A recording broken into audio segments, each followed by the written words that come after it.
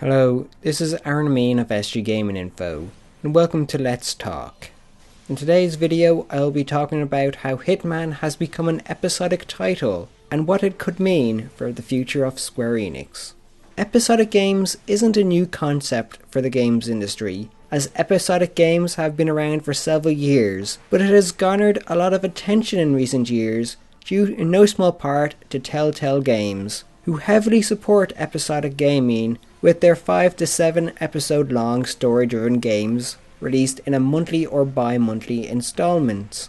So while Telltale Games have been pushing the idea of episodic gaming for years, why has the fact that Square Enix made Hitman an episodic title raised several eyebrows? Hitman has raised eyebrows because of what it represents to people. To some, it shows that large studios are looking to exploit fans by selling games in chunks, and to others it looks like studios are trying to find ways to charge more money for the privilege of playing their incomplete games. When it comes to Hitman, I feel while both these concerns are valid, I believe the reason why this particular game has caused issues is the simple fact that the game was never initially marketed as an episodic product. And there's also the fact that the game has been in development for a long time, and as such people are assuming that the game is pretty much done and Square Enix just wants to sell it piecemeal.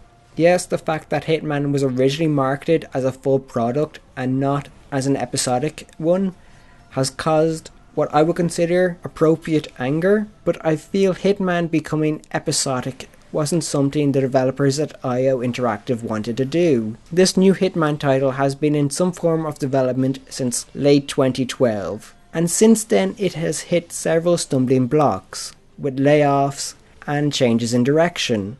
As the game's developers have stated in the past, this latest Hitman title is set to be the biggest Hitman game made to date. So with this in mind, the game is probably taking a long time to develop. The length of time the game is taken to develop is likely a key reason why the game's publisher, Square Enix, pushed to turn the game into an episodic title. Square Enix most likely did this for purely financial reasons, as the elongated development time could have been seen as a money sink by the publisher. This loss of money on the project could have been a driving force for Square Enix to make the game episodic in an effort to recuperate money in a timelier manner. So the basic conclusion as to why Hitman became an episodic title is most likely Square Enix getting sick of a long development time and the need to recoup the money invested in the title.